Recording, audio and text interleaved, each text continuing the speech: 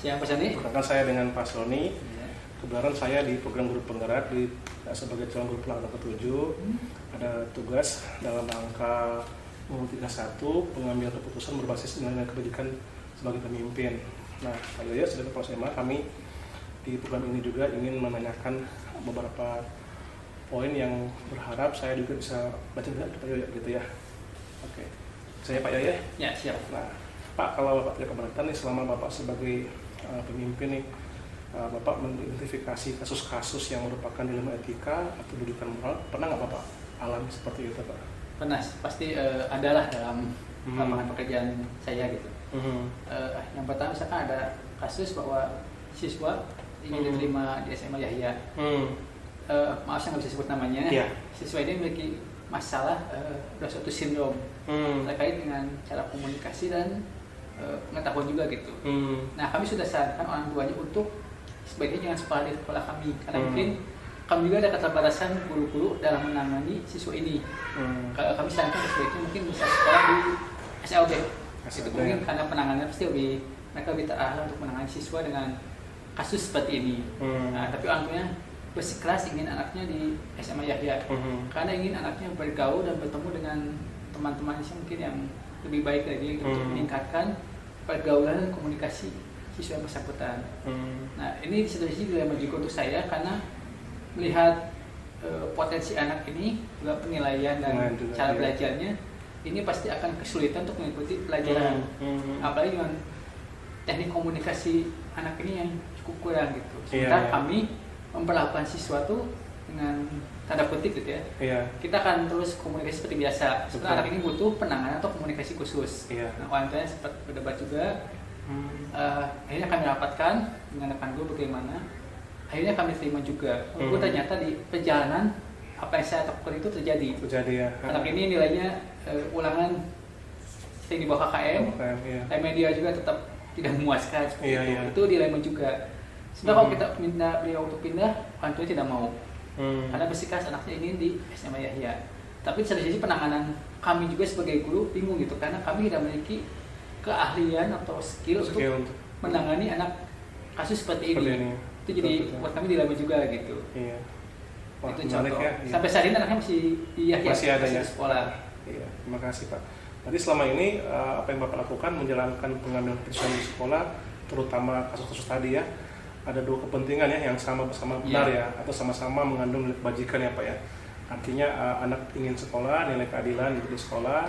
Di sisi lain juga ada rasa untuk bahwa dia bukan di tempat sini tempatnya gitu ya. Karena ketidakmampuan kami untuk menangani siswa khusus seperti ini. Iya, karena kan dia betul khusus ya Pak ya. Betul khusus. Iya. Aduh, luar biasa Pak. Nah, kalau gitu Pak, pertanyaan berikutnya, langkah-langkah atau prosedur apa nih yang bisa Bapak lakukan kalaupun ada hal seperti itu Pak? Kalau ada hal seperti ini, saya akan langsung rapat dengan rekan-rekan GT, terutama dengan guru-guru senior. Saya sampaikan ada kasus seperti ini, minta masukan mereka. Sebetulnya ini secara umum guru-guru senior juga keberatan dengan Dewan Guru agar ini ya. Dewan Guru keberatan karena merasa kami akan kesulitan untuk menghandle anak ini. Iya. Karena kita tidak punya kemampuan tidak punya pelatihan untuk kasus seperti ini. Tapi karena di sisi lain permintaan orang tua juga kasihannya anaknya pengen di sekolah kami untuk lebih berkembang. Itu dilema juga, akhirnya kami kami putuskan untuk menerima siswa ini. Iya, luar biasa. Nah, sekarang Pak, kalaupun dengan hal seperti itu ya, kalau Pak Yoyo sendiri, hal apa saja yang selama ini Bapak anggap efektif dalam pengambilan keputusan pada kasus-kasus dilematika yang Bapak alami, apakah seperti tadi atau hal yang lain yang Bapak merasa ini efektif nih kalau saya ambil seperti keputusannya gitu? Untuk keputusan saya biasanya selalu, saya tidak mau mengambil keputusan sendiri. Saya selalu rekan-rekan guru untuk rapat, memperbincangkan, jadi keputusan diambil itu merupakan suara guru SMA gitu, jadi bukan suara pribadi, ini suara bersama. Walaupun pada saat rapatnya pasti ada perdebatan gitu, mungkin ada pro kontra, tapi kami berusaha untuk kita cari suara, ambil suara, kalaupun mentok gitu ya, biar kita voting istilahnya, kita ambil suara terbanyak, itu keputusan kami gitu. Jadi keputusan bersama pada akhirnya. Wah, oke, luar biasa ya Pak Yoyo. Nah, kalau gitu Pak, ini kembali Pak, selama Bapak mengambil keputusan dengan cara seperti itu, kira-kira ada nggak Pak tantangan-tantangan dalam pengambilan keputusan yang Bapak alami? Kira-kira tantangannya seperti apa kira-kira Pak? Tantangan apakah dari internal guru atau tantangan dari pihak-pihak yang mungkin Bapak harus menyikapi dengan lebih bijak gitu Pak? Ada misalkan sebelum rapat kan sudah disampaikan ini ada kasus ini, karena kita beri waktu, ayo kita besok rapat misalkan. Kali disampaikan Bapak Ibu ada kasus seperti ini, misalnya siswa yang tadi, waktunya sibuk, jadi kita rapatkan lusa misalkan. Nah pada situ orang tua siswa juga beberapa kali telepon gitu, istilah ngotot ingin udah anak saya terima seperti itu, sementara kita belum ngambil keputusan. Kemudian ada juga rekan guru yang 1-2 soalnya tanda kutip melobi gitu, kayak udah Pak jangan diterima, udah Pak terima, kayak mempengaruhi sebelum rapat gitu.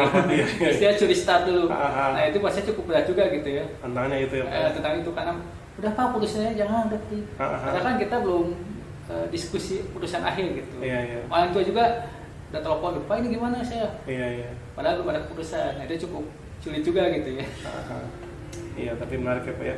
Nah Pak terima kasih Pak ya. Berikutnya gini Pak, apakah Pak Yoyo memiliki sebuah tata cara nih atau katakanlah jadwal tertentu dalam sebuah penyelesaian kasus dilematika?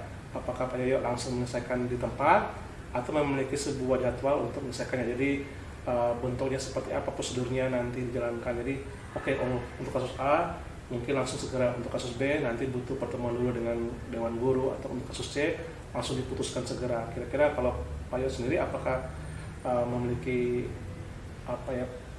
perencanaan untuk itu atau sifatnya segera gitu Pak? Kalau saya ingin segera mungkin. Saya menginginkan dengan rekan guru. Minimal kalau ada yang harus hari ini diputuskan, saya bisa ini dengan rekan senior gitu ya, 1-2 orang, minta masukan dari mereka seperti apa keputusan, langsung saya ambil. Jadi saya masukan dari dewan guru juga. Saya nggak berani untuk ambil keputusan sendiri. Selalu minimal tanya 1 atau 2 orang rekan senior. Ya. Saya biasa untuk bertanya gitu. Iya. Bagus Pak, yang menarik ya Pak ya. Nah, kalau menurut Pak Yoyo, adakah seseorang atau faktor-faktor apa yang selama ini mempermudah atau membantu Pak Yoyo dalam pengambilan keputusan dalam kasus-kasus dilematika Pak? Apakah faktor apa atau seseorang yang mungkin mempermudah untuk Pak Yoyo mengambil keputusan? Selama sih puji Tuhan saya dibantu oleh rekan-rekan yang selalu mendukung gitu. Mungkin untuk diskusi jadi saya sangat dibantu. Ya. Kecuali mereka ada kayak kasus tadi memang ada bawaan yang coba intervensi dulu gitu. Tapi itu case khusus lah. Cuma secara umum aman sih, kayak tinggal tanya ini gimana masukan, 1-2 orang udah langsung ambil seperti itu. Jadi langsung disikapi dengan bijak ya Pak ya. Wah luar biasa Pak. Nah baik Pak Yoyo, ini terakhir aja Pak ya. Dari semua hal yang telah disampaikan, pembelajaran apa yang dapat Pak Yoyo petik dari pengalaman Pak Yoyo mengambil keputusan dilematika kira-kira Pak? Kalau Bapak sendiri pribadi, apa yang Bapak dapatkan, pembelajaran apa kira-kira untuk mengambil keputusan seperti ini? Kalau saya sih pada akhirnya apapun keputusan yang diambil itu tidak bisa memuaskan semua pihak. Saya kayak anak ini sampai kemarin kan rapat penilaian, ada pihak-pihak yang tidak puas dan kembali mungkin.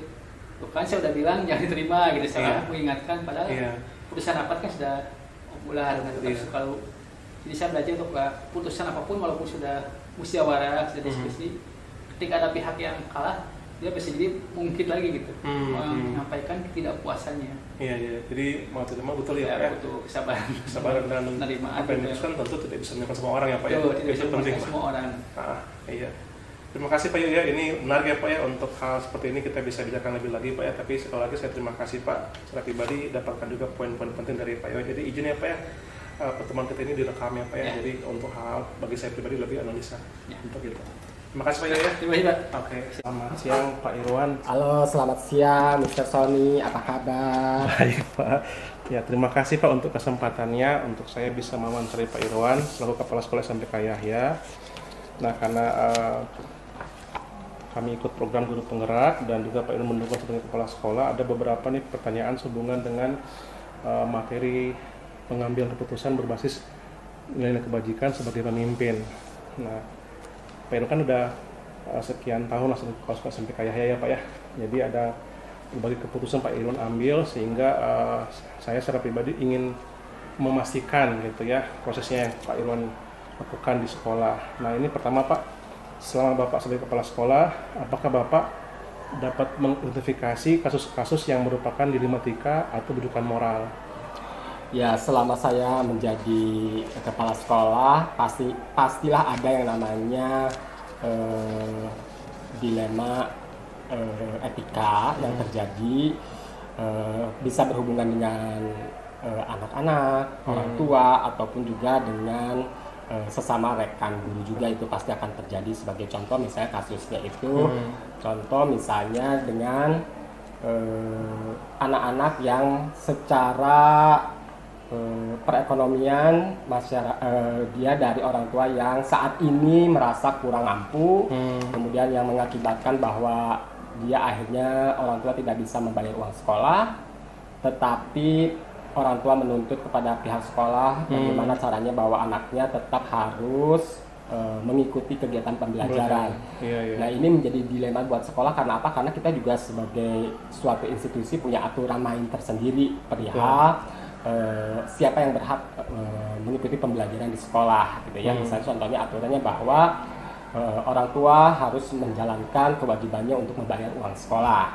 Nah, tetapi saya sebagai pemangku kebijakan di sekolah tidak serta-merta harus menjalankan yang namanya kebijakan tersebut, karena kita juga harus memperhatikan sisi-sisi lain kenapa sampai orang tua itu tidak bisa membayar uang sekolah, gitu ya. Karena kita harus melihat bahwa itu adalah kewajiban orang tua, tetapi anak-anak tetap punya kesempatan untuk belajar gitu ya, karena itu bukan hubungannya dengan anak-anak. Nah, maka dari itu sekolah mencoba untuk menjalin komunikasi lebih intens dengan orang tua.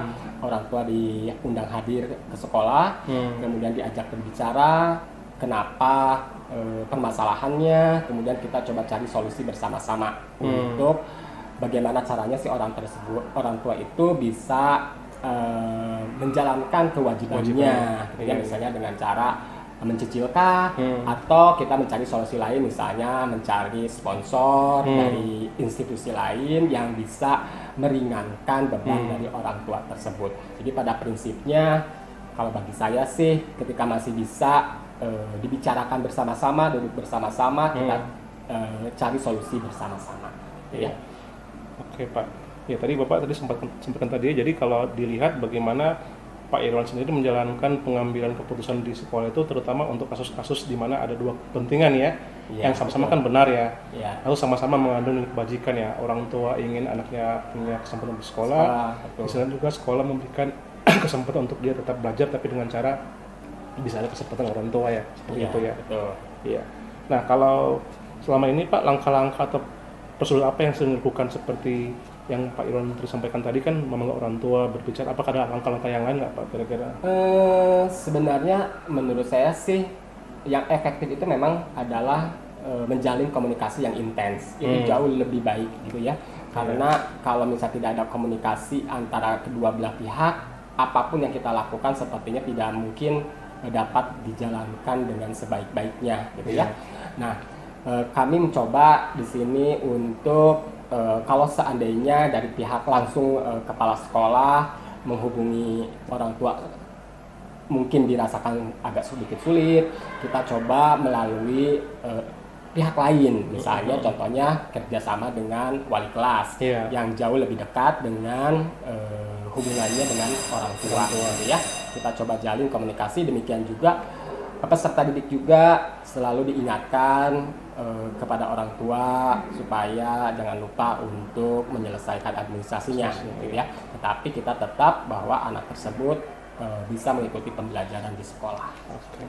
Nah kalau Pak Irwan sendiri hal-hal apa saja nih yang selama Bapak ambil keputusan terus dianggap efektif ya pada kasus etika yang ada di sekolah gitu, kira-kira apa yang paling efektif menurut Pak Irwan selama ini? Yang pertama, kalau misalnya ini menyangkut institusi, ya saya sebagai kepala sekolah tidak serta-merta mengambil keputusan secara pribadi, tetapi kita juga yang namanya institusi punya tim, ya kita bicarakan bersama-sama apa permasalahan yang terjadi dengan sekolah ini. Nah, kita coba untuk bicarakan bersama-sama, kemudian kita coba cari solusi secara bersama-sama gitu ya. Maka ketika kita mengambil keputusan tidak hanya sebagai keputusan kepala sekolah pribadi saja, tetapi itu menjadi keputusan kolegial yang dilakukan oleh staf sekolah lewat dewan guru ya Pak ya. Dewan guru, betul. Iya.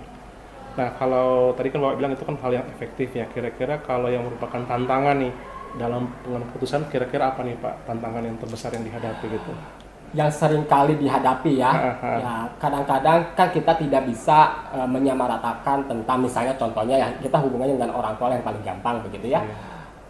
Tidak bisa menyamakan bahwa orang tua itu semuanya memiliki komunikasi yang baik, pihak sekolah juga sama, komunikasinya yang baik gitu ya, sehingga selalu ada saja yang namanya miskomunikasi ketika kita membicarakan persoalan-persoalan atau permasalahan yang terjadi antara orang tua dengan sekolah ya. Gitu ya. Itu yang biasanya menjadi tantangan gitu sehingga akhirnya menjadi persepsi jadinya aduh ini yang pihak sekolah pengenkan A ternyata yang diterima oleh orang tua B misalnya gitu ya. Nah itu perlu kita duduk kembali bersama gitu ya. Sampai pada akhirnya saya pernah mendapatkan bahwa ada sampai di titik orang tua itu sepertinya saya sudah merasa bosan ketika harus selalu dipanggil ke sekolah karena akan membicarakan hal yang sama. Sebenarnya pada kenyataannya ketika kita memanggil orang tua tersebut belum tentu kita akan membicarakan masalah sendiri. Apakah memiliki sebuah tata kala atau jadwal tertentu dalam sebuah pengambilan putusan nih? Apakah langsung diputuskan pada saat itu atau perlu ada waktu dulu untuk diselesaikan bentuknya gimana dan bagaimana prosedurnya Pak kurang lebih? Biasanya ketika seorang kepala sekolah itu mengambil keputusan ada yang keputusan yang memang harus diputuskan secara langsung ya.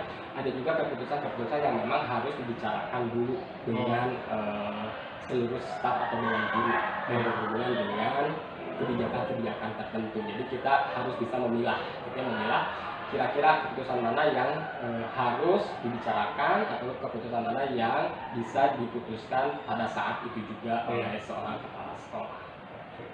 Nah, Pak Irwan, adakah seseorang atau faktor-faktor apa saja yang selama ini mempermudah atau membantu Pak Irwan dalam pengambilan keputusan dalam kasus-kasus seperti tersebut?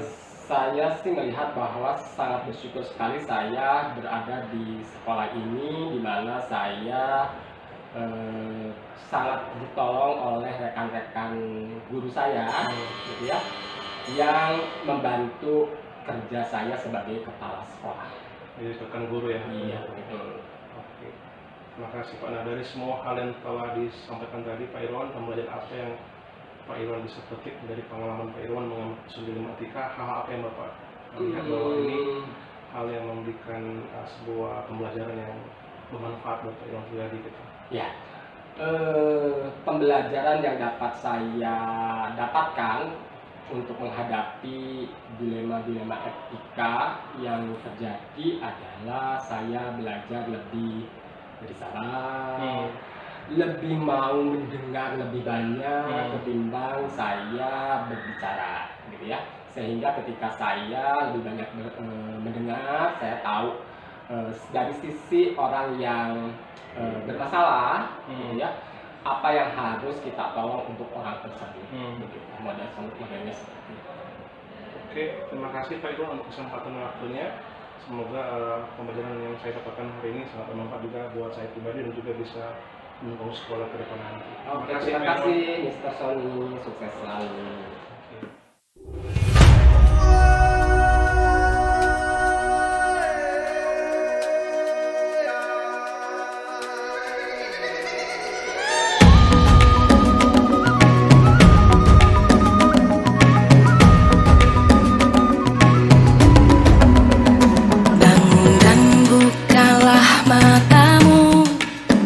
Saatnya meraih mimpimu, arahkan